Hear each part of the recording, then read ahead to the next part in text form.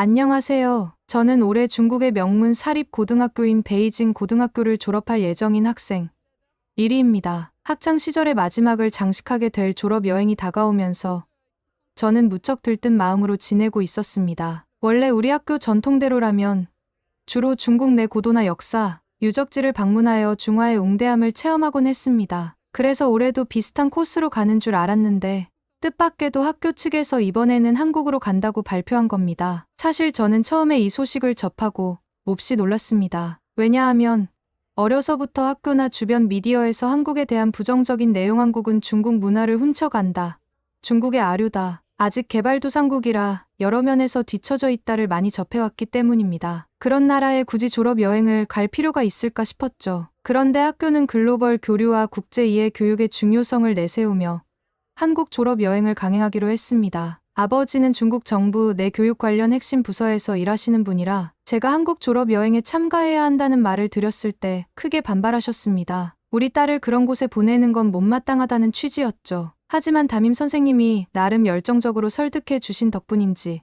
아버지는 결국 마지못해 허락하셨습니다. 저 역시 대국 시민의 자긍심을 품고 한국이 얼마나 낙후되었나 확인해보고 필요하다면 도움을 주고 오자는 약간의 오만한 생각을 하면서 여행길에 오르게 되었습니다. 드디어 출발일이 되자 저는 같은 학년 친구들 그리고 인솔 선생님들과 함께 비행기에 몸을 실었습니다. 베이징 공항을 떠나 2시간가량이 흘렀을까요? 기내 방송에서 곧 한국의 인천국제공항에 도착한다는 안내가 나왔습니다. 저는 창밖을 내다보며 과연 어디까지 발전해 있을까 하는 호기심과 그래봤자 우리 중국의 대도시 공항보다 못하겠지라는 편견을 동시에 품고 있었습니다. 그런데 인천공항 터미널 안에 발을 들이는 순간 말 그대로 충격을 받았습니다. 무엇보다 시설이 눈부시게 깔끔하고 현대적이었습니다. 곳곳에 설치된 전자 안내판은 멀리서도 시인성이 좋아서 확인이 편했고 자동화 기기들이나 에스컬레이터, 관제 시스템 등이 질서정연하게 작동하고 있었습니다. 공항 내부 디자인도 고급스럽고 쾌적해서 제가 미리 상상했던 조금은 낙후된 모습과는 거리가 멀었죠. 와, 이게 정말 개발도상국 공항이라고? 우리가 학교에서 늘 듣던 내용이랑 좀 다른데? 이런 생각이 머릿속에서 맴돌았습니다. 사실 중국 국내에도 최신식 공항들이 있지만 전반적인 분위기나 위생 상태, 그리고 안내 시스템의 체계성 측면에서는 인천공항이 결코 뒤지지 않아 보였습니다. 친구들도 여기저기서 휴대폰을 꺼내 사진을 찍고 생각보다 깔끔한데 하고 수군대며 놀라워했습니다. 선생님들 표정도 처음엔 좀 당황스러워 보였지만 곧 어쨌든 우리 공항이 더 크고 웅장하다고 되뇌일 뿐 뾰족한 반응은 없었습니다. 저는 속으로 살짝 쓴웃음을 지었습니다. 아무리 그래도 여기 공항 시설 상태를 깎아내리긴 쉽지 않겠지 하는 생각이 들었습니다. 보통 관광을 목적으로 해외에서 단체로 이동할 때는 공항 밖에서 대기 중인 관광버스를 타고 목적지로 바로 이동하는 것이 일반적이라고 생각했습니다. 실제로 저희도 그렇게 할 줄 알았고요. 그런데 이번 졸업 여행의 인솔을 맡은 현지 가이드가 서울역까지 공항철도를 이용해 간 뒤에 다시 KTX 한국의 고속철도를 타고 전주로 갈 것이라고 안내했습니다. 처음에는 버스가 아니라 KTX라니 번거롭지 않을까 싶었지만 곧 한국의 철도 시스템을 경험해 보는 것도 국제문화 체험의 일환이라는 설명이 뒤따랐습니다. 선생님들도 나름 수긍하며 일단 대여를 지어 지하철처럼 생긴 공항철도 승강장으로 이동했습니다. 저는 이 과정에서 또 한 번 한국이 꽤 잘 만들어놨구나 하는 인상을 받았습니다. 승강장 주변도 깔끔하게 관리되어 있었고 영어, 중국어 등으로 된 안내 표지판이 잘 정비돼 있었거든요. 서울역으로 이동한 뒤 저희는 KTX 열차에 탑승했습니다. 실내로 들어서는 순간 어라, 이건 또 뭐야? 하고 놀랐습니다. 깨끗한 열차 내부, 편안해 보이는 좌석, 그리고 차량 천장이나 창문 주변의 디자인이 말끔하고 현대적이었죠. 한국 영화에서 봤던 장면과 크게 다르지 않았습니다. 무엇보다도 놀라웠던 건 열차가 출발하자마자 느껴진 엄청난 정숙함이었습니다. 중국에서 기차를 타 보면 특히 단체 관광객이 이동할 때 여럿이 모여 시끌벅적 떠들고 음식도 자유롭게 나눠 먹으며 통로를 돌아다니는 일도 흔합니다. 그래서 저희끼리도 당연히 장난치면서 크게 웃고 떠들 수 있으리라 생각했습니다. 하지만 KTX 안의 분위기는 전혀 달랐습니다. 일반 승객들이 대부분 조용한 목소리로 통화하거나 이어폰으로 음악을 듣거나 그냥 잠을 청하고 있었습니다. 중앙 통로를 어슬렁거리는 사람도 거의 없었습니다. 교복을 입고 단체로 우르르 탑승한 저희가 상대적으로 너무 튀는 상황이었죠. 이거 말 한마디만 크게 해도 다 들릴 것 같은데? 친구 한 명이 제게 귓속말을 했습니다. 저는 고개를 끄덕였죠. 그런데 사람이 많이 모이면 자연스럽게 떠들고 싶어지는 법이잖아요. 저희 역시 첫 해외 단체 여행에 들뜬 나머지 자리를 이리저리 돌아다니며 수다를 떨고 간식을 나눠 먹고 심지어 한국어를 해석해 본답시고 이 표지판 저 표지판을 큰 소리로 읽었습니다. 그러다 보니 점점 목소리가 커졌고 몇몇 친구는 자리를 옮겨서 서로 사진도 찍었습니다. 얼마 지나지 않아 열차 승무원 한 분이 저희 좌석으로 다가오셔서 조심스럽게 조금만 조용히 해주실 수 있나요? 부탁하셨습니다. 저는 순간 깜짝 놀라서 죄송하다고 바로 대답하려던 찰나 바로 뒤에 계시던 담임 선생님이 나서셨습니다. 왜 우리 학생들에게만 그러는 겁니까? 승객들의 권리를 침해하지 말아주세요. 여기서 우리도 충분히 누릴 권리가 있다고 봅니다. 승무원은 당황한 얼굴로 다른 승객분들이 소음 때문에 불편해하신다는 민원이 들어왔습니다. 조금만 볼륨을 낮춰주시기를 부탁드립니다라고 다시 정중히 요청했습니다. 그러자 옆에 있던 또 다른 선생님이 곧바로 거들었습니다. 우리는 베이징고에서 공식적으로 견학을 온 단체고 많은 학생이 한꺼번에 모여서 들뜰 수도 있지 않겠습니까? 그렇다고 해서 떠들지 말라는 건 너무 지나친 간섭이죠. 상황은 점점 어색해졌습니다. 전 제지당하는 게 당연하다고 생각했거든요. 워낙 크게 떠들고 있었고 한국 기차 안에서 다른 승객들이 모두 조용히 있는 걸 봤으니까요. 그런데 선생님들은 중국에서라면 기차 타고 이동 중에 이 정도 소란은 흔하다. 딱히 문제될 것 없다는 태도였습니다. 결국 승무원은 난처한 표정으로 이용객 모두가 쾌적한 여행을 할 수 있도록 협조 부탁드린다고만 말하고 뒤로 물러났습니다. 그 순간 몇몇 친구들은 우와,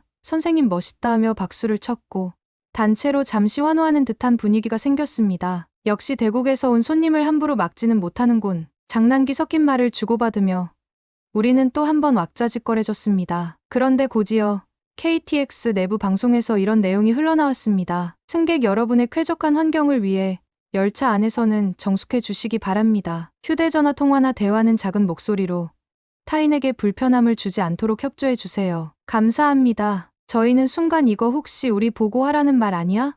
하고 서로 눈치를 봤습니다. 분명 다른 사람들은 큰 소리로 대화하지 않았으니 방송의 대상은 사실상 우리밖에 없었거든요. 선생님들도 이쯤 되니 약간 불편해 보였습니다. 일부 친구들은 그래도 이런 식으로 방송하는 건 좀 그렇다라며 툴툴거렸고 또 어떤 친구들은 괜히 갈등을 키우지 말고 우리도 조금만 자제하자라며 눈치를 줬습니다. 결국 저희는 점점 목소리를 낮출 수밖에 없었습니다. 분위기가 이미 험악해지면 기차에서 강제로 내리게 될 수도 있는 거니까요. 그렇게 대부분 친구들이 자리에 앉아 조용히 잡담만 하거나 간식도 조심스럽게 먹으며 시간을 보냈습니다. 출발부터 기분 나쁘게 제재당했다는 불만이 곳곳에서 나오긴 했지만 어쩔 수 없었죠. 한참을 달려 전주역에 도착했습니다. 가이드가 이제 전주 한옥마을까지 버스를 타고 가자고 해서 역 앞에 대기하고 있던 작은 전세버스에 올랐습니다. 사실 기차 이동은 만만치 않았지만 그래도 전주역에 도착해보니 뭔가 지방 도시스러운 한적함이 느껴졌습니다. 서울보다 확실히 규모가 작고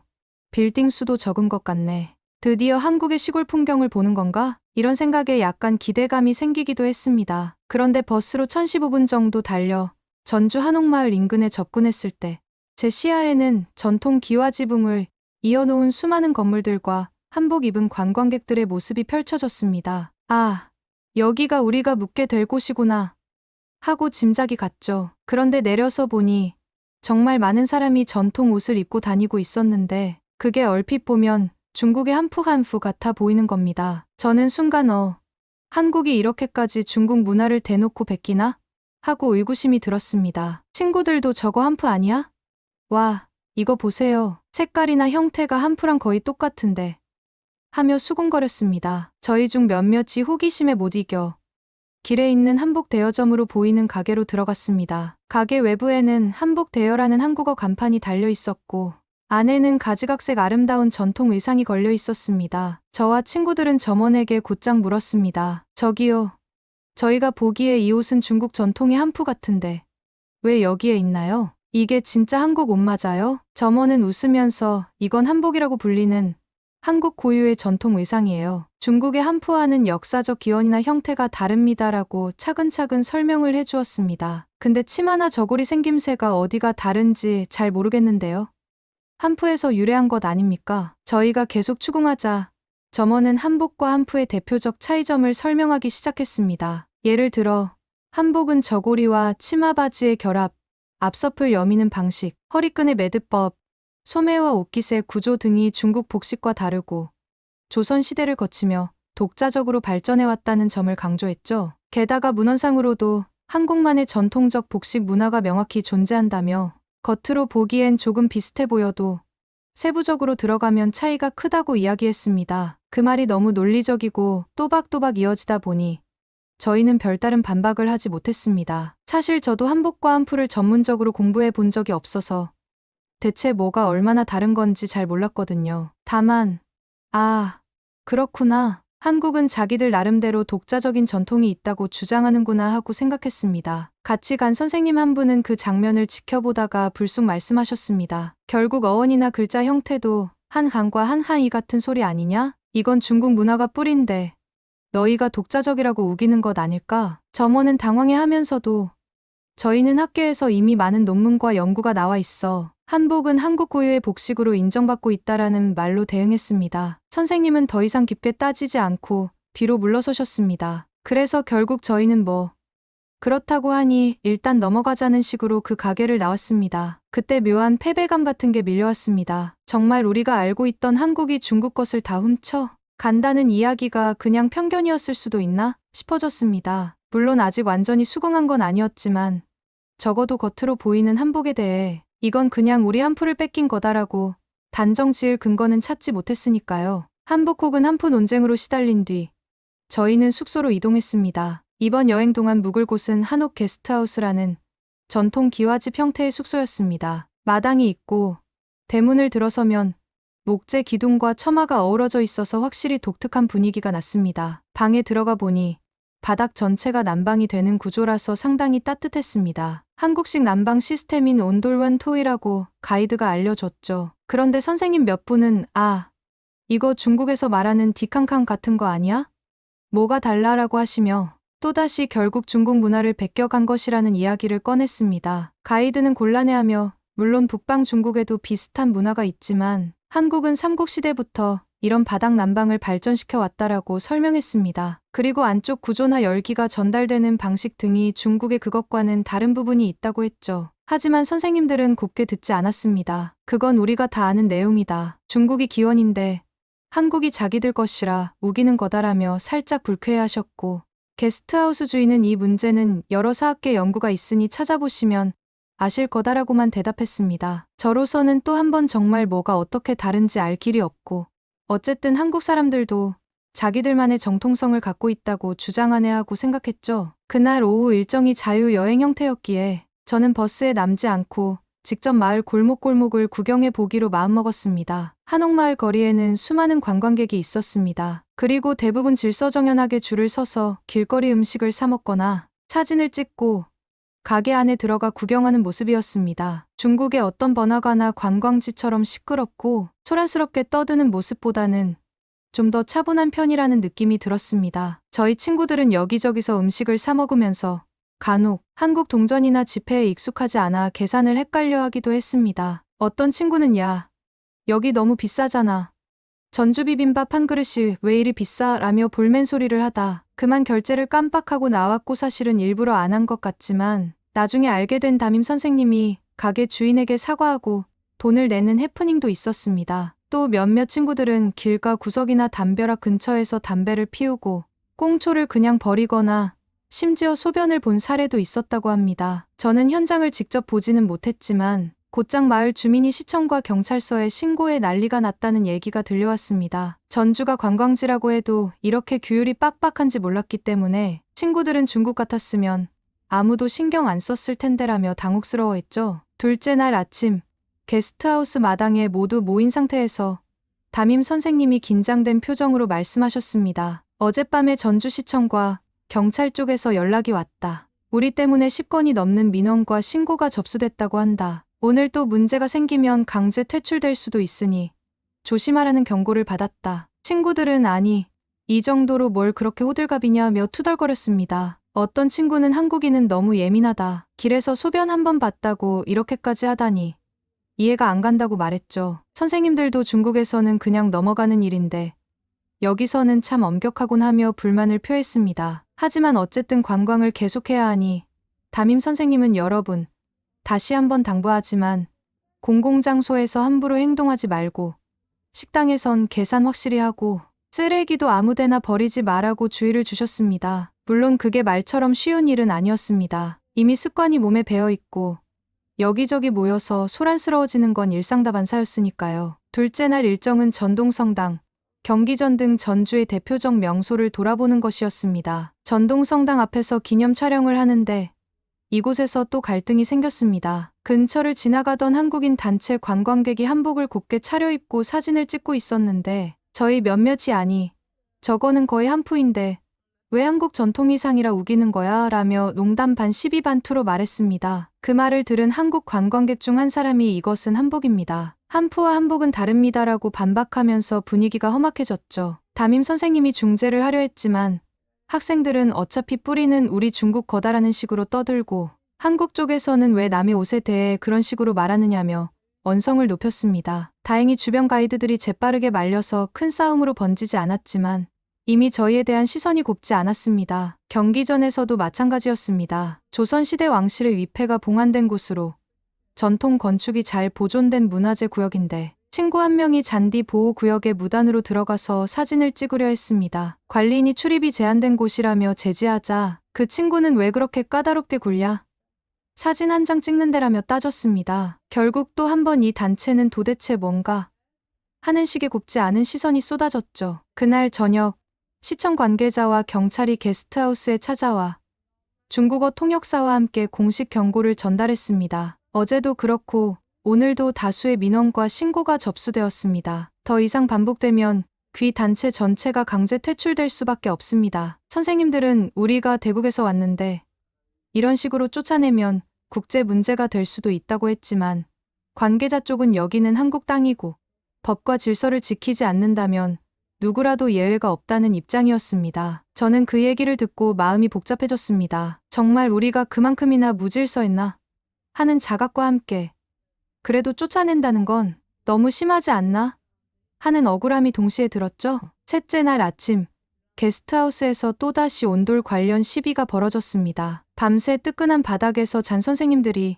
이건 진짜 중국식 딕항이랑 똑같은데 한국이 독자적 전통이라고 우기는 건 말도 안 된다는 이야기를 주고받다가 게스트하우스 주인과 언쟁이 붙은 겁니다. 주인은 차분한 태도로 온돌이라는 말 자체가 한국 고유의 건축난방 문화를 가리키며 역사를 거쳐 발전해 온 것이라고 설명했는데 선생님들은 결국 중국에서 기원한 걸 차용해 간 거 아니냐고 언성을 높이셨습니다. 주변에 있던 다른 투숙객들도 그 소리를 듣고 불편해하는 눈치였습니다. 게스트하우스 직원 한 분이 다른 손님들이 조용한 아침을 원하시는데 너무 시끄럽게 싸우시는 것 같다고 말하자 선생님 한 분이 우리는 공식 방문단이고 대국에서 온 사람들이다. 이런 걸로 시비를 걸면 곤란하다며 오히려 격앙된 반응을 보이셨습니다. 저는 옆에서 그 장면을 지켜보며 솔직히 부끄러움을 느꼈습니다. 아무리 믿음이 강해도 이렇게 공개 장소에서 목소리를 높이고 다투는 게 과연 옳은가 싶었죠. 마침 그 시각 시청과 경찰 관계자 몇 분이 다시 게스트하우스를 방문했습니다. 전날 이미 경고를 했는데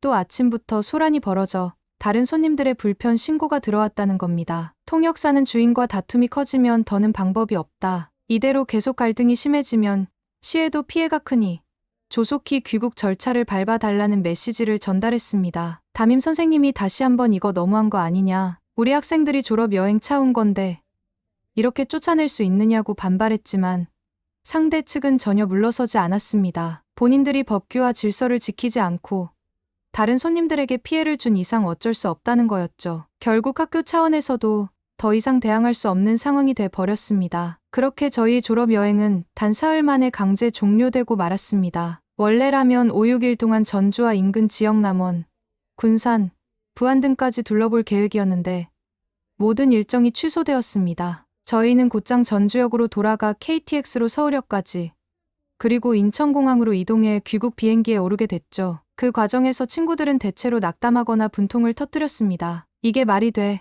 한국은 불친절하고 규칙만 강조하네.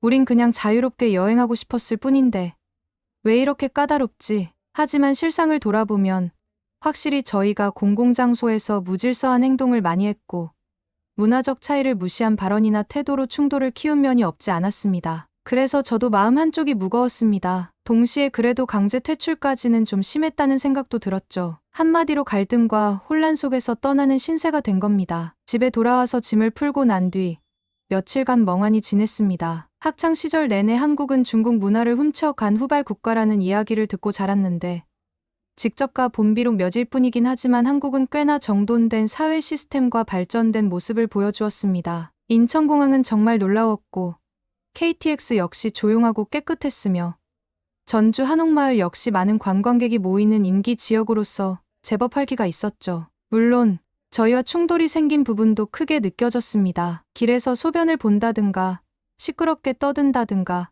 문화재 구역에 무단 침입하려는 행위 혹은 식당에서의 무단 취식 등이 한국에서는 절대 용납되지 않는 분위기였습니다. 중국에서는 좀 더 융통성이 있는데 한국은 그런 부분에 민감하구나 하고 깨닫게 됐죠. 동시에 저와 친구들 대부분은 여전히 어느 정도 억울함을 느낍니다. 정말 강제 퇴출당할 만큼 심각한 잘못을 했냐는 불만이 남아있거든요. 기차 안에서 좀 떠들고 길거리에서 소변 본 몇 사람이 있었다 해도 바로 쫓아낸다는 게 너무 가혹하다는 거죠. 그러나 뒤집어 생각해보면 여기는 한국 땅이고 그곳의 법과 질서를 존중해야 하는데 저희가 그걸 대수롭지 않게 여기고 계속 문제를 일으켰으니 어찌 보면 당연한 귀결일 수도 있습니다. 가장 당혹스러운 건 한국인들이 거긴 공공장소라 소변을 보면 안 된다. 음식값 계산을 안 하고 나가면 범죄다. 무단 침입은 명백한 불법 행위다라고 말할 때 저희 중 일부는 그게 왜 문제인지를 전혀 이해 못했다는 사실입니다. 중국의 어떤 지역에서는 그런 일이 비일비재하고 별다른 처벌 없이 넘어가는 경우도 흔하니까요. 하지만 국제여행을 나왔다면 그 나라의 규칙을 따르는 게 맞다는 걸 저희는 뼈저리게 깨닫게 되었습니다. 결국 이번 여행은 3일 만에 성급히 종료되고 말았습니다. 학교 측은 그래도 한국이라는 곳을 직접 체험했다고 이안 삼으려 하지만 사실상 여러 갈등과 해프닝, 조기 퇴출로 얼룩진 여행이었죠. 저는 이 일을 통해 몇 가지 깨달음을 얻었지만 여전히 궁금한 점이 많습니다. 한국은 정말 우리 중국 문화를 베낀 나라일까? 아니면 독자적 문화가 있는 걸까? 직접 본 전주 한옥마을, 한복 대여점, 그리고 온돌 문화를 보면 한국이 자기들만의 전통을 꽤 자부심 있게 지켜온 것 같기도 합니다. 한편으론 확실히 중국 전통 건축이나 의복과 유사한 부분이 보이는데 과연 어디서부터 어디까지가 공유된 문화이고 어디부터가 도용인지 모호하더군요. 우리의 행동은 정말로 그렇게 큰 잘못이었나? 중국에서라면 그냥 넘어갔을 만한 일들이 한국에서는 법적 도덕적 문제로 간주되어 결국 우리가 퇴출당하기까지 이르렀습니다. 문화 차이 혹은 규범의식 차이가 이렇게 클 줄은 몰랐습니다. 앞으로 다른 나라에 가면 어쩌지? 이번 일을 계기로 해외에서는 함부로 우리 방식대로 행동하면 곤란하다는 걸 배웠습니다. 그 나라 사람들이 민폐라고 느끼면 실제로 민폐가 되는 거니까요. 저는 마지막으로 이 이야기를 보고 있는 한국인들에게 솔직히 묻고 싶습니다. 정말로 저희가 그토록 큰 잘못을 한 건가요? 그리고 여러분이 입고 있는 전통 복식 한복은 한푸와 전혀 다른 것인가요? 도대체 온돌은 어떻게 해서 중국 딕한과 다른 고유 문화가 된 건가요? 왜 우리에게는 쉽사리 납득하기 어려운 규율들이 한국에서는 당연한 상식으로 받아들여지는 걸까요? 짧은 시간 동안 겪은 일이라 모든 걸 이해하진 못했지만 분명 저에게는 의미 있는 경험이었습니다. 평소 한국은 낙후된 나라라고만 듣고 자랐던 편견이 조금씩 흔들렸고 동시에 양쪽이 서로를 잘 모르면 이렇게 갈등이 커질 수 있구나 하는 사실도 배웠습니다. 감사합니다. 두 번째 사연 바로 시작하겠습니다. 독일의 한 유명 방송 채널에서 한국에 대한 다큐멘터리가 방영되었습니다. 1시간 분량의 이 다큐멘터리가 공개되자 독일 전체가 발칵 뒤집혔는데요. 한국의 모습에 독일인들은 경악을 금치 못했고 급기야 방송국에 재방송 요청이 쇄도했습니다. 과연 독일인들은 한국의 어떤 모습을 보고 그토록 경악하고 열광했던 걸까요? 오늘의 사연을 통해 확인해 보겠습니다. 한국 호랑이. 안녕하세요. 저는 독일 슈투트가르트에 살고 있는 대학생 안나라고 합니다. 최근 제가 겪은 황당한 일에 대해서 많은 사람들에게 공유하고 싶어서 이렇게 글을 씁니다. 저희 아빠는 벤츠 전기차 사업부에서 수석 연구원으로 일하고 계세요. 저희 가족은 아빠 덕분에 태어나서 지금까지 한 번도 집을 사본 적이 없어요. 그 이유는 벤츠 본사에서 제공한 최고급 사택에서만 살았기 때문입니다. 그것도 이곳 슈투트가르트에서 제일 좋은 아파트로 손꼽히는 곳에서만 살아왔지요. 창문을 열면 바로 보이는 벤츠 본사 건물과 반짝이는 벤츠 로고를 보면서 하루를 시작하는 것이 저에게는 너무나 익숙한 일입니다. 어릴 적부터 그 풍경을 보면서 자랐으니까요. 그곳은 아빠가 매일 출근하는 곳이고 언젠가 제가 아빠를 따라 일할 곳이기도 하거든요. 모든 사람들은 저희 가족을 참 부러워합니다. 하지만 저는 이 삶이 그리 좋지만은 않았어요. 독일 사람들 대부분이 워라밸을 중시하고 칼같이 퇴근하고 가족과 시간을 보내는 편인데 저희 아빠는 일중독이라 얼굴 보기도 힘들어요. 회사랑 집과의 거리가 불과 몇 분밖에 안 되는데도 평일에는 거의 집에 못 오다시피 하고 주말에나 잠깐 얼굴을 보여주시거든요. 어릴 적엔 그런 아빠가 너무 미웠는데 이제 대학생이 되어보니 한편으로 안쓰럽기도 하더라고요. 항상 연구실에서 더 좋은 자동차를 만들기 위해 노력하는 모습이 멋있기도 하지만 너무 힘들지는 않으실지 걱정이 됩니다. 하지만 아빠는 늘 웃으며 이렇게 말씀하시지요. 안나, 좋아하는 일을 하는 건 힘든 게 아니란다. 세계 최고의 회사 벤츠에서 만든 차들이 도로를 달리고 사람들이 그 차를 타면서 즐거워할 생각을 하면 힘들어도 보람있단다. 저는 그런 아빠의 말을 들으면서 아빠와 같은 꿈을 키우기 위해 슈투트가르트 대학교 자동차공학과에 진학을 했습니다. 대학교에 처음 입학한 날, 자동차공학과 첫 수업을 들으러 강의실에 들어갔을 때 저는 깜짝 놀랐어요. 어디를 둘러봐도 남학생들뿐인 게 아니겠어요? 저 혼자만 여학생이었던 것이지요. 저는 대학교에 오기 전까지 남자친구를 사귀어 본 적도 없고 항상 여학생들과만 어울렸거든요. 그래서 그런 광경이 무척 낯설었어요. 그렇게 멍하니 수업이 시작되기를 기다리고 있는데 갑자기 강의실 문이 열리더니 한 여학생이 들어왔어요. 그리고는 제 옆에 조용히 앉았지요. 저는 깜짝 놀라 그 친구를 쳐다봤어요. 동양인 얼굴을 한 여학생이었는데 독일어를 아주 자연스럽게 하더라고요. 순간 반가운 마음에 제가 먼저 이렇게 말을 걸었어요. 혹시 너도 자동차공학과야? 그 친구는 밝게 웃으면서 자신도 같은 과라며 친하게 지내자고 했어요. 그 말이 얼마나 반가웠는지 모릅니다. 그 순간 불안하던 마음이 조금씩 사라졌고 저도 웃음이 나왔어요. 수업이 끝나고 저는 용기 내어 그 친구에게 같이 점심을 먹자고 했어요. 다행히 그 친구도 흔쾌히 받아주었죠. 알고 보니 그 친구는 중국인 닝닝이었어요. 첫 만남이었지만 닝닝은 굉장히 부침성이 좋고 상식도 풍부한 친구였습니다. 이야기를 나누다 보니 마치 오랫동안 알고 지낸 친구처럼 편안하게 느껴졌어요. 저는 닝닝에게 마음을 활짝 열었습니다. 그 후로 저와 닝닝은 항상 붙어 다니는 단짝이 되었어요. 수업을 같이 듣고 실습도 같이 하고 점심시간에도 늘 함께 했어요. 우린 모든 것들을 공유하며 더 깊은 사이가 되었어요. 닝닝은 특히 자동차 시장에 대한 지식이 엄청났습니다. 마치 세계 자동차 시장의 흐름을 꿰뚫고 있는 것처럼 보였죠. 항상 저에게 유익한 이야기를 많이 해주었어요. 안나, 향후 5년 안에 전 세계 전기차의 70% 이상은 중국 전기차가 차지하게 될 거야. 중국이 이 시장을 장악할 날이 멀지 않았어. 저는 닝닝의 말을 들을 때마다 항상 끄덕거리며 열심히 메모했어요. 닝닝의 자신감 넘치는 이야기가 너무 신뢰가 갔으니까요. 닝닝은 독일에서 공부하고는 있지만 독일 자동차 회사들이 전기차 시대에 들어서면 많이 힘들어질 거라고 했어요. 벤츠, BMW, 폭스바겐 등 독일을 대표하는 브랜드들이 예전의 명성을 지키기는 어려울 거야. 물론 독일이 뒤늦게라도 중국 배터리 회사들에게 협업을 요청한 건 잘한 일이지. 독일이 자존심을 버리고 우리 중국을 선택한 건 현명한 결정이야. 하지만 전기차 시대에서는 분명 중국이 선두를 장악할 거야. 닝닝은 전 세계 시장의 흐름을 정확히 보고 있었고 저에게 많은 것을 가르쳐 주었습니다. 닝닝 덕분에 제 시야도 넓어졌어요. 예전에는 그저 아빠를 따라 벤츠에서 일하고 싶다는 막연한 꿈만 있었다면 이제는 졸업 후 닝닝을 따라 중국으로 건너가는 새로운 목표가 생겼어요. 중국으로 가겠다는 새로운 목표가 생긴 뒤로는 닝닝과 더욱더 가까워졌습니다. 매일 닝닝과 수많은 이야기를 나누었어요. 그런데 닝닝은 언제나 한국 이야기할 때는 몹시 불편한 기색을 보였어요. 특별한 감정이 실려 있는 것 같았지요. 닝닝은 한국어를 잘하진 못하지만 한국의 역사와 현재 상황에 대해 자세히 알고 있었어요.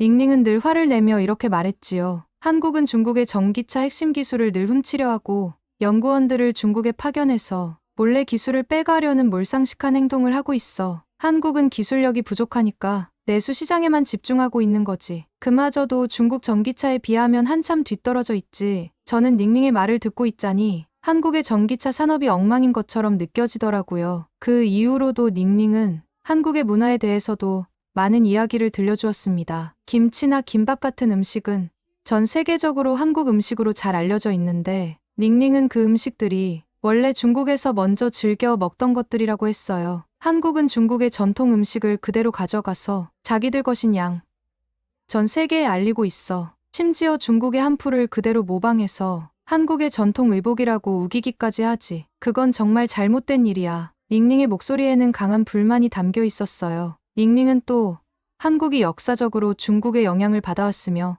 사실상 중국의 속국이었다고 강조했어요. 몇백 년 전부터 한국은 중국의 문화를 받아들이며 발전해왔어. 그런데 지금은 마치 자신들이 모든 걸 스스로 이룬 것처럼 전 세계를 속이고 있어. 전 세계 사람들은 이 사실을 제대로 알았으면 좋겠어. 닝닝은 한국이 이런 잘못된 정보로 인해 국제적인 인지도를 높이는 상황이 정말 화가 난다며 억울해했어요. 저는 닝닝의 말을 들으면서 한국이라는 나라의 진실을 알게 되었지요. 한국이 중국의 기술을 몰래 훔치고 문화를 모방하고 있다는 말을 들으니 한국은 정말 파렴치한 국가라는 생각까지 들더라고요. 그러던 어느 날 오랜만에 아버지와 함께 주말을 보내며 TV를 보고 있었어요. 마침 독일의 유명 방송국인 RTL에서 다큐멘터리가 방영되고 있었지요. 저는 별로 재미없어 보여서 채널을 돌리려던 찰나 귀에 익은 단어가 들려오더라고요. 한국이라는 단어였어요. 한국, 닝닝이 자주 이야기하던 바로 그 나라였죠. 순간 호기심이 생겼고 닝닝이 말하던 대로 한국이 얼마나 파렴치한 나라인지 확인하고 싶었어요. 그런데 방송을 보는 동안 제 표정은 점점 굳어졌습니다. 방송의 내용은 닝닝의 말과는 완전히 달랐거든요. 한국을 주제로 한 다큐멘터리에서는 한국이 세계적인 경제대국으로 올라서 있는 이유를 소개했어요. 그리고 1950년 한국전쟁에 대해서도 이야기하며 전쟁 후 황폐화된 나라에서 어떻게 짧은 시간 안에 눈부신 발전을 이루었는지 자세히 설명해 주더라고요. 한국은 1953년 한국전쟁이 끝난 직후 거의 모든 것이 파괴된 상태였다고 해요. 수백만 명이 목숨을 잃거나 집을 잃었고 그야말로 절망적인 상황이었죠. 하지만 1960년대에 박정희 대통령이 이끄는 정부가 경제 재건을 위한 경제개발 5개년 계획을 세우면서 한국은 본격적인 산업화에 나섰대요. 초기에는 섬유와 신발 같은 경공업을 육성하고 외국 자본을 유치하며 수출 중심의 경제를 키워갔어요. 그 외화 덕분에 점차 중공업, 조선, 전자, 자동차 산업으로 영역을 확장할 수 있었죠. 이런 경제 성장 과정을 사람들은 한강의 기적이라고 불렀다고 합니다. 한국의 경제 성장을 이끌었던 핵심 요소는 바로 제조업과 수출이었어요. 정부는 재벌 기업들을 중심으로 경제 성장을 추진했고 그 시기에 현대자동차, 삼성전자, LG 같은 지금의 글로벌 기업들이 자리를 잡기 시작했죠. 1980년대에는 반도체 산업에 투자하면서 기술 혁신을 이뤄내며 또 다른 전환점을 맞이했대요. 21세기에 들어서면서 한국은 IT와 정보통신 기술을 기반으로 경제를 더욱 성장시켰어요. 초고속 인터넷과 스마트폰 보급률이 세계 최고 수준으로 올라섰고 이를 바탕으로 K-팝, K-드라마 같은 한류 문화가 전 세계를 강타했어요. 독일 방송에선 한국이 불과 몇십 년 만에 세계에서 손꼽히는 경제 대국으로 성장한 사례가 전례 없는 위대한 성과라고 설명했지요. 저는 경악을 금치 못했습니다. 독일인들이 신뢰하는 이 방송 채널에서 닝닝의 말과는 정반대의 이야기가 나왔으니까요. 한국에 대한 이 다큐멘터리는 독일 전역에서 큰 인기를 끌었고 시청자들의 요청에 힘입어 여러 차례 재방송되며 큰 화제를 모았어요. 제가 이 방송을 보며 가장 충격을 받았던 건 독일이 첫 내연기관을 만들어냈을 때 한국은 마차를 타고 다니던 나라였다는 사실이었어요. 그런 나라가 이제는 우리 독일과 나란히 전기차를 만들고 있다는 게 믿기지 않더라고요. 너무 놀라웠습니다. 그동안 닝닝의 말만 듣고 한국에 대해 부정적인 생각만 가지고 있었던 저는 이 다큐멘터리를 보면서 엄청난 혼란과 배신감을 느꼈어요. 닝닝의 이야기와는 달리 한국은 단순히 중국의 기술을 빼앗아 발전한 나라가 아니었어요. 오랜 시간 스스로의 노력과 혁신으로 엄청난 성과를 이루어낸 국가였던 거죠. 전쟁에 참혹한 폐허에서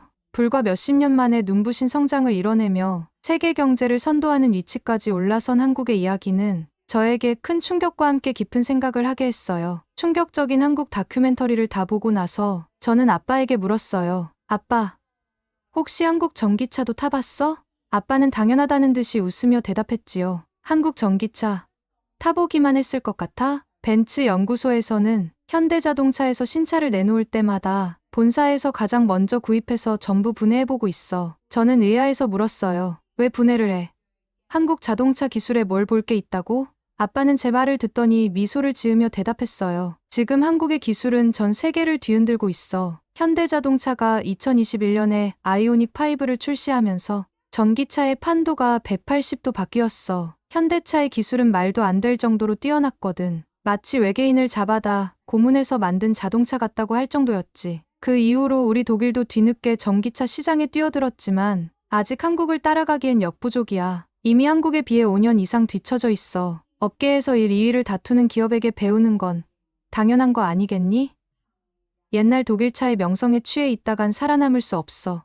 그리고 독일은 자동차 산업이 무너지면 독일 경제 전체가 위험해지니까 목숨 걸고 한국을 따라갈 수밖에 없는 거야. 아빠의 말에 저는 큰 충격을 받았어요. 닝닝이 이야기해준 것과는 완전히 반대였거든요. 그래서 아빠에게 다시 물었죠. 아빠, 중국이 전기차 기술 세계 1위가 아니었어? 독일 전기차들도 모두 중국에서 생산하고 중국 배터리를 사용하면서 핵심 기술을 배우고 있다고 들었는데 그건 맞지? 아빠는 고개를 끄덕이며 설명했어요. 우리 딸, 하나는 알고 둘은 몰랐구나. 지금 벤츠나 독일의 다른 자동차 브랜드들이 중국의 도움을 받고 있는 건 사실이야. 그 이유는 지금 기댈 곳이 중국밖에 없어서 그래. 테슬라나 현대자동차는 자신들만의 독자적인 기술을 특허로 등록하고 그 기술을 다른 기업이 쓰게 하겠어? 우리 독일처럼 전기차 기술이 뒤처진 회사들에게 중국이 배터리와 기술을 판매하고 있는 거야. 우리 벤츠도 독자적인 기술을 개발하기 전까진 중국에 의존할 수밖에 없는 거고 중국이 독보적으로 강한 건 내수 시장에서 1위라는 뜻이지. 대부분의 중국 전기차는 자국 내에서만 판매되고 있어. 글로벌 시장에서는 경쟁이 어려워. 이미 중국과 유럽에선 중국의 전기차 품질 문제로 골머리를 앓고 있어. 저는 깜짝 놀라서 다시 물었어요. 그럼 한국이 중국의 기술을 훔친 게 아니라 오히려 중국이 한국의 기술을 탐내고 있다는 거네. 아빠는 고개를 끄덕이며 말했어요. 그래, 안나야. 한국은 앞으로 테슬라와 함께 전기차 시대를 이끌어갈 거야. 너도 한국의 동향을 잘 파악해두는 게 좋을 거다. 아빠의 말을 듣고 난 후 저는 충격에서 벗어나지 못한 채 곧바로 컴퓨터 앞에 앉았습니다. 그리고 닝닝이 그동안 해왔던 말들이 진실인지 확인해보기로 했지요. 떨리는 손으로 검색을 시작했는데 그 결과는 정말 놀라웠어요. 가장 먼저 눈에 들어온 건 중국 전기차와 전동 킥보드, 전기자전거의 화재 영상들이었습니다. 끝도 없이 이어지는 화재 사고 소식에 저는 경악을 금치 못했어요. 사고 원인은 대부분 중국산 배터리의 결함이었고 이 문제는 전 세계적으로 심각하게 대두되고 있었어요. 제가 알고 있던 한국이나 유럽의 전기차와는 너무 다른 현실이었죠. 특히 중국 배터리를 사용하는 전기차의 화재 사고는 여러 국가에서 보고되었고 지금도 피해 사례가 끊이지 않았어요. 그리고 또 하나, 중국의 산업 스파이 문제도 충격적이었습니다. 중국은 미국 실리콘밸리부터 시작해 한국의 반도체 기술과 자동차 기술까지 불법적으로 빼돌리고 있었던 거예요. 뉴스 기사에서는 중국이 다양한 수단을 통해 기술을 탈취하고 이를 바탕으로 값싼 제품을 만들어 전 세계 시장에 내놓고 있다는 내용이 나왔습니다. 이런 일이 심각하게 보고된 건 이미 여러 차례였고 많은 기업들이 이 문제로 고통을 겪고 있었어요. 또한 독일 자동차 브랜드에 사용되는 중국산 배터리에 대한 문제도 많았습니다. 한국도 그 피해를 피해가진 못했어요. 특히 얼마 전 한국의 한 아파트 지하주차장에서 발생한 사건은 매우 충격적이었지요. 벤츠 전기차가 화재를 일으켜 주차된 차량들이 연쇄적으로 불타오르는 모습이었어요. 중국산 배터리를 사용한 차량이었습니다. 그 사진과 기사를 보니 그저 남의 일로만 느껴지던 일이 갑자기 제게도 가까이 다가온 느낌이 들더라고요. 그동안 닝닝은 한국이 중국의 기술을 빼앗아 갔다고 했지만 실상은 전혀 달랐어요. 뉴스 기사들을 보면서 오히려 중국이 다른 나라들의 기술을 몰래 탈취하고 있다는 사실을 확인할 수 있었습니다. 미국, 한국, 유럽의 기술을 저렴하게 불법 거래로 빼돌리고 있더라고요. 그리고 닝닝이 자주 이야기하던 김치, 김밥, 한복, 그리고 한국이 중국의 속국이었다는 주장도 모두 거짓이라는 사실을 알게 되었습니다. 조금만 검색해봐도 쉽게 알 수 있는 내용이었는데 저는 그동안 바보처럼 닝닝의 말만 철석같이 믿고 있었던 거예요. 김치와 김밥은 한국의 전통 음식으로 오랜 역사와 문화적 배경을 가지고 전 세계인들의 사랑을 듬뿍 받고 있었어요. 닝닝은 이를 중국의 음식이라고 주장했지만 이는 전혀 사실이 아니었어요. 한복에 대해서도 마찬가지였어요. 한국의 전통 의상인 한복을 중국의 한푸에서 가져온 것처럼 말했지만 둘은 역사적 배경과 디자인 모두 다른 별개의 의복이더라고요. 그리고 한국이 중국의 속국이었다는 말도 역사적으로 완전히 왜곡된 이야기였지요. 이렇게 명백히 잘못된 정보였는데도 저는 그저 닝닝의 말을 믿고 한국에 대해 부정적인 생각을 가지고 있었어요. 돌이켜보니 너무 한심하고 부끄러웠어요. 사실 확인도 하지 않고 무턱대고 닝닝의 말만을 철석같이 믿다니 제 자신이 한심하게 느껴졌습니다. 그리고 닝닝에게 배신감이 치솟았었습니다. 다음날 학교에서 닝닝을 보자마자 저는 도저히 참을 수가 없었어요. 닝닝에게 다가가서 단도직입적으로 물었지요. 닝닝, 너 나한테 할 말 없어? 닝닝은 평소처럼 태연하게 저를 쳐다보았어요. 저는 그동안 쌓였던 의문과 배신감이 터져 나오듯 지난 주말에 본 한국 다큐멘터리와 제가 찾아본 모든 사실들을 쏟아냈습니다. 너가 그동안 나한테 했던 한국에 대한 이야기들 전부 거짓이더라? 나를 얼마나 만만하게 봤으면 그렇게 속일 수가 있어?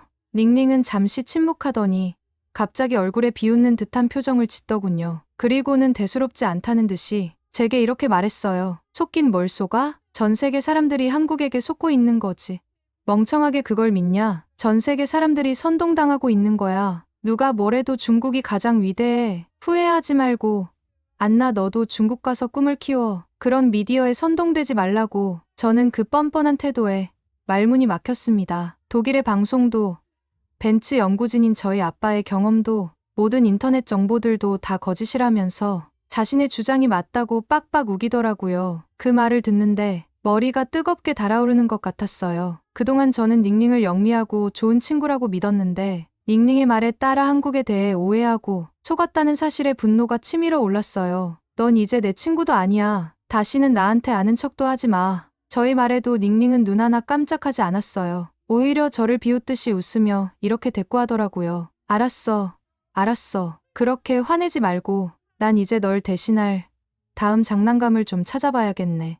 뭐, 널 놀리던 것도 그럭저럭 재미는 있었어. 닝닝의 말은 너무나 충격적이었어요. 어쩜 그렇게 태연하게 사람을 속이고 그걸 재미있어 할 수 있는 걸까요? 저는 더 이상 할 말이 없었어요. 그저 멍하니 닝닝의 뒷모습을 바라보며 생각했어요. 한때 닝닝의 말을 듣고 중국으로 가서 일해보겠다는 꿈을 꿨던 제 자신이 정말 바보 같고 한심하게 느껴졌어요. 자동차 연구원을 꿈꿨던 제가 이렇게나 현 상황에 무지했다는 게 부끄러웠어요. 닝닝의 진짜 모습을 알고 나니 저는 중국과 연관된 모든 것이 싫어졌어요. 그날 이후로 저는 닝닝 같은 중국인들과는 상종도 안 하기로 마음먹었고 조금도 엮이지 않겠다고 다짐했지요. 그리고 저는 이제는 새로운 목표가 생겼었어요. 아빠의 말씀대로 한국의 기술을 예의주시하고 한국으로 건너가 자동차 기술을 배우고 현대자동차 연구원이 되는 것입니다. 이 목표를 세우고 나니 마음속에 다시 불이 붙는 것 같았어요. 학교에서 더 열심히 공부를 했고 관련 자료를 찾아보며 밤늦게까지 혼자 연구했습니다. 한국에서 성공하겠다는 목표가 저를 더 열심히 하게 만들었어요. 그리고 아빠에게 이 이야기를 털어놨을 때 아빠는 환하게 웃으며 제 결정을 응원해줬어요. 좋은 생각이다. 안나, 한국으로 가서 직접 배우고 경험해보는 게 정말 큰 도움이 될 거야. 내 꿈을 응원할게. 아빠는 말하면서 저를 꼭 안아줬어요. 그러고는 한마디 더 덧붙였죠. 당장 한국어부터 배워야겠는데. 그래서 저는 곧바로 한국어 학원에 등록했어요. 아빠가 직접 알아봐 주시고 등록까지 해주셨거든요. 한국어는 발음도 어렵고 처음에는 너무 생소했지만 공부할 때마다 마치 한국에 한 걸음씩 다가가는 느낌이 들었어요. 앞으로 저는 한국에서 현대자동차의 연구원이 되어 세계 최고의 전기차를 만드는 일에 기여하고 싶어요. 그런 꿈을 향해 한 걸음씩 다가가고 있다는 생각에 하루하루가 설레네요. 언젠가는 한국어도 유창하게 말할 수 있게 되고 한국에서 제 이름을 걸고 일하게 될 그날을 기다리고 있습니다. 이런 저를 응원해주세요. 그리고 여러분 모두 중국을 조심하세요. 저처럼 중국인을 믿었다가 크게 뒤통수 맞는 일 없으시기를 바랍니다. 잔학계나 중국 조심. 지금까지 제 이야기를 들어주셔서 감사합니다. 이상 여기까지 자동차 연구원을 꿈꾸는 독일 대학생 안나의 사연이었습니다. 재미있게 잘 들으셨나요? 오늘의 사연에 대해 댓글로 자유롭게 의견 주시고 소통해주세요. 여러분의 댓글 하나가 영상 제작에 크나큰 힘이 된답니다. 지금까지 시청해주신 여러분, 감사하고 사랑합니다. 좋아요 누르시고 호랑이 대박 기운 받아가세요. 한국 호랑이